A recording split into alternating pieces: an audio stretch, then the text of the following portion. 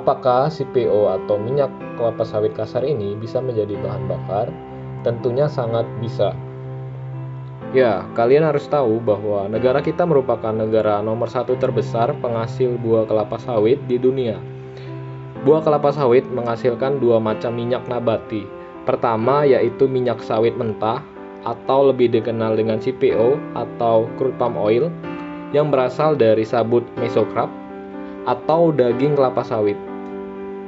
Crude palm oil mempunyai ciri-ciri fisik agak kental berwarna kuning jingga kemerah-merahan.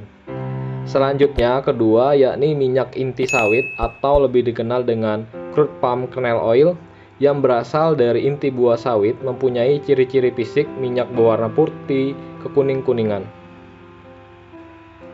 Minyak sawit kasar atau CPO merupakan minyak kelapa sawit mentah yang diperoleh dari hasil ekstraksi atau proses pengempaan daging buah kelapa sawit dan belum mengalami pemurnian. Minyak kelapa sawit juga menghasilkan berbagai produk turunan yang kaya manfaat sehingga dapat dimanfaatkan di berbagai industri, mulai dari industri makanan, farmasi, sampai industri kosmetik dan sebagai campuran bahan bakar ataupun bahan bakar murni. CPO yang berasal dari pabrik kelapa sawit atau PKS akan dilakukan proses lanjutan, yakni proses pemurnian yang dinamakan dengan proses refinery. Proses refinery adalah netralisasi meliputi pemisahan gum, dekolorisasi pemucatan, dan deoderisasi penghilangan bau pada CPO. Dari proses refinery ini akan menghasilkan minyak RBDPO atau minyak goreng yang memiliki viskositas cukup besar. Minyak RBDPO selanjutnya dilakukan tahap fraksinasi menghasilkan fraksi palm oilin atau lebih dikenal dengan minyak goreng dan fraksi palm stearin yang digunakan sebagai bahan margarin dan sabun. Ya, apakah CPO atau minyak sawit kasar bisa menjadi bahan bakar? Tentunya bisa. Karena CPO mengandung fatty acid atau asam lemak, kandungan asam lemak CPO merupakan asam lemak jenis tidak jenuh yang memiliki rantai karbon dan hidrogen. Ikatan ganda pada asam lemak tidak jenuh mudah bereaksi dengan oksigen atau mudah teroksidasi yang dinamakan dengan proses pembakaran. Untuk melakukan pembakaran minyak CPO pada suatu mesin, terlebih dahulu minyak CPO dipanaskan untuk menurunkan viskositasnya sehingga memudahkan penyemburan pada nozzle bahan bakar.